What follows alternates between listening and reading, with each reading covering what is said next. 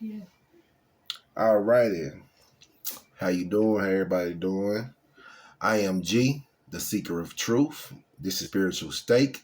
And yes, your spirit is at stake. We are still going through our Bible breakdown, our Bible reading, Bible study, Bible dissection, which will indefinitely be the foundation of Spiritual Stake. We're going through book by book, chapter by chapter, verse by verse, word by word, to get a true understanding of the word. We on chapter 17. A quick overview of chapter 16. All right, so Sarah cannot bear children. So she gives her maidservant Hagar to Abram and tell Abram to go lie with her. Abram take her to be his wife. She gets pregnant, which causes Sarai to despise her, to the point that she begins to deal harshly with her to make Hagar flee from her. While fleeing, an angel of the Lord came unto Hagar and told her that she was going to be blessed, and told her to go back to Sarai and submit yourself, and you will be blessed. You will bear a son, his name will be Ishmael. And so Ishmael is the first seed of Abraham, given to him by Hagar, which also was given to him by his wife. But I was saying in 16 that that's how God works. He'll put you right back in that situation that you hate so much, that the people around you in that situation was trying to tear you down in, just so he can bless you. Or not even so, just so he can gift you, so he can show his power, show his works through you to them. But anyway, y'all know how I do here. We finna get in chapter 17. If you got one, go on fire up. I'm already there. And without no further ado, let's go make it do what it do.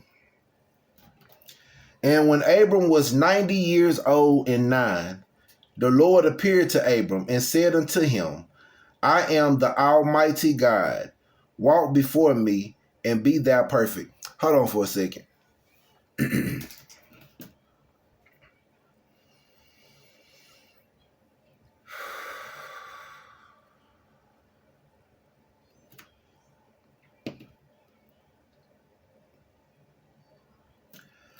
All right, y'all gotta forgive me. You know, sometimes I get stuck. I ain't gonna say get stuck, but I flip between the purpose, right? And the purpose is to get this information out here. The purpose is to present this information in a way that's never been presented before, in a way that you've never heard it before. Not saying that I'm right and saying you wrong and saying they wrong. It's just saying I'm trying to give you a different perspective. I'm bringing it here to the buffet so we can chop it up. We can talk about it, discuss it like it's Sunday dinner. You hear me? And in that moment right there, I had to let go of me. In life, we gotta sometimes push me out the way so the Most High can come through. It's called letting yourself decrease while letting the Most High increase, so that this word can be presented the way it's supposed to be presented, and hopefully it can be taken and applied, and we can break it down and do what we need to do with it. I have said it, so it is. Now, let's get back to it. Chapter 17. And when Abram was 90 years old and 9, the Lord appeared to Abram and said unto him, I am the Almighty God. Walk before me and be thou perfect. He told him, walk before me and be thou perfect. Say Abram was 99 years old. It say 90 years old and 9. That's 99. And the Lord appeared to Abram and said, hey, I am the Almighty God. Walk before me and be thou perfect. who can be thou perfect in the sight of the Most High? Today, are you thou perfect? Would you be considered perfect? Back when I said in Noah, would you be considered worthy or righteous enough to God to come and create a covenant with you? With me? Today? No. Because I'm sitting here and I'm reading and talking, that ain't saying that I'm righteous and most high and above thee. And we here. I'm you, you, me. We together, whether you like it or not. Verse 2, and I will make my covenant between me and thee, and will multiply thee exceedingly. And Abram fell on his face, and God talked with him, saying, as for me, behold, my covenant is with thee, and thou shalt be a father of many nations. Neither shall thy name any more be called Abram, but thy name shall be Abraham, for a father of many nations have I made thee. And I will make thee exceedingly fruitful, and I will make thee nations of thee, and kings shall come out of thee. Now, question. Your works today, would they be enough, provide enough validity for God to change your name?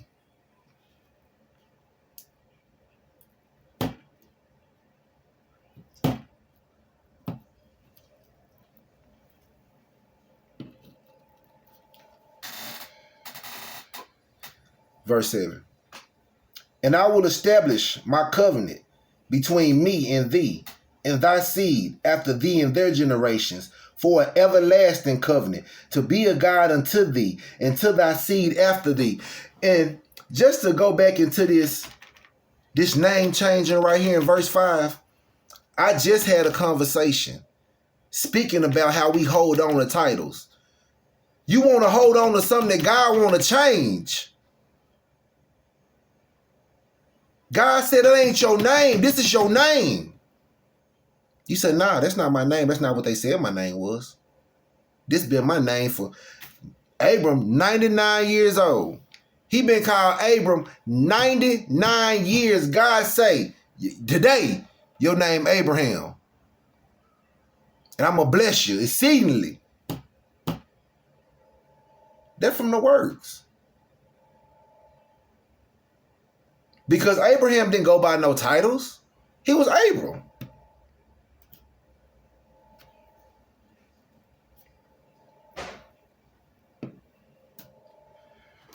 Verse 8. And I will give unto thee and to thy seed after thee the land whereinto thou art a stranger, all the land of Canaan, for an everlasting possession, and I will be their God. And God said unto Abraham, thou shalt keep my covenant, therefore, thou and thy seed after thee in their generations. Thou shalt keep my covenant, therefore, thou and thy seed after thee, in their generation. I read it twice. That's Genesis chapter 17, verse 9. Now, last time I used my highlight, I'm going to use this time. I'm finna use it this time. Y'all have to highlight that too. And go back and read that. And read it again. And read it again. Until you feel something. Or read it till you don't feel nothing. And then maybe you'll get it. Verse 10. This is my covenant, which ye shall keep between me and you, and thy seed after thee. Every man child among you shall be circumcised. And ye shall circumcise the flesh of your foreskin, and this shall be a token of the covenant betwixt me and you. And he that is 8 days old shall be circumcised among you, every man child in your generations, he that is born in the house or bought with money or of any stranger, which is not of thy seed. Now, they say right here, circumcision supposed to come on the 8th day. I'm going to leave that down. Verse 14. And the uncircumcised man child, whose flesh of his foreskin is not circumcised, that soul shall be cut off from his people. He has broken my covenant.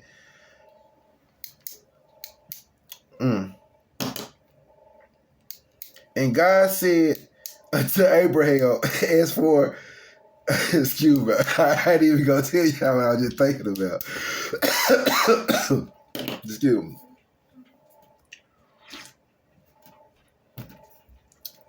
And God said unto Abraham, as for Sarai, thy wife, thou shalt not call her name Sarai, but Sarah shall her name be. And I will bless her, and give thee a son also of her. Yea, I will bless her, and she shall be a mother of nations. Kings of people shall be of her. Then Abraham fell upon his face and laughed.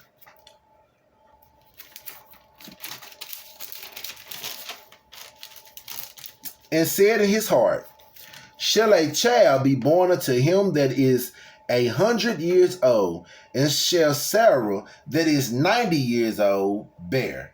And Abraham said unto God, oh, that Ishmael might live before thee.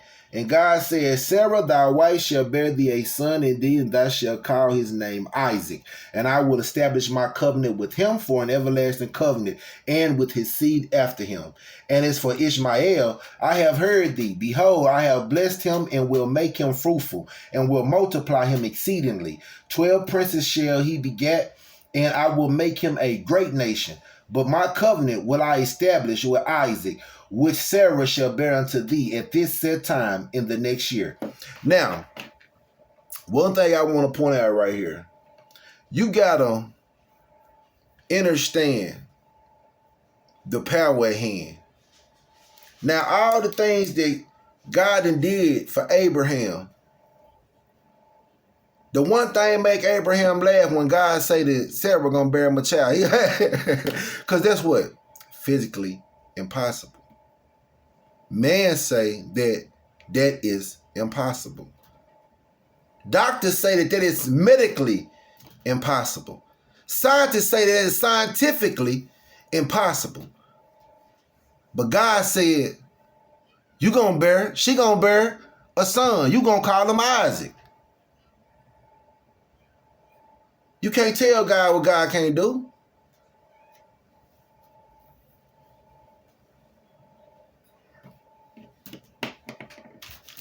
And then to make it even more, he's saying not only is she going to have a son, you going to call him Isaac, but he going to be before Ishmael, even though Ishmael is the oldest. You going to try to tell God what God can't do? Because your doctor said it, right? Or your favorite influencer said it. Or this happened to your cousin. So, of course, it's going to happen to you. Can't tell God what God can do.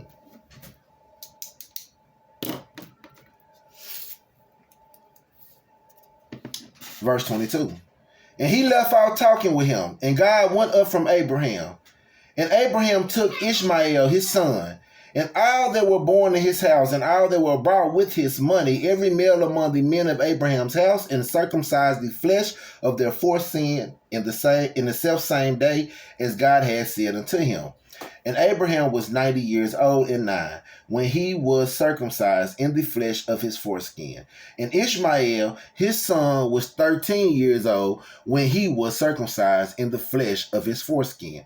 In the selfsame day was Abraham circumcised, and Ishmael, his son, and all the men of his house, born in the house and bought with money of the stranger, were circumcised with him. Now, I'm going to tell y'all something. And y'all probably ain't going to like what I'm finna say. This whole little part right here about the men that was bought with money, that sound like slavery to me. They bought and sold the slaves. So, let's just go head on for 1 second here. There was slavery before the Egyptians and Moses going to lead them out. It just said it. And all the men of his house born in the house and bought with money. Right there. 1727. When you buy a person and you buying them for the purpose of working. Or I'm going to give you him and you take him. That's slavery. Or that ain't slavery y'all talking about. That's different. That's not slavery. Nah. What they call it today? 9 to 5. My bad. It's called a job. But you don't get it though. You don't get it though. It's all good. This thing right here though, because that wasn't even the initial point I was finna go to. I was trying to I was gonna point out the fact that when God approached Abram, he fell onto his face when he was talking. It's called consecrate. He consecrated himself. But when I read that verse 27, it just didn't that bought with money of the stranger. So they met, it was somebody else that had a worker, and they was like, Abram, I got such and such and such, they good workers. Give me X amount of dollars for him and X amount of dollars for her, and you can have them. That's slavery. That is a slave trade.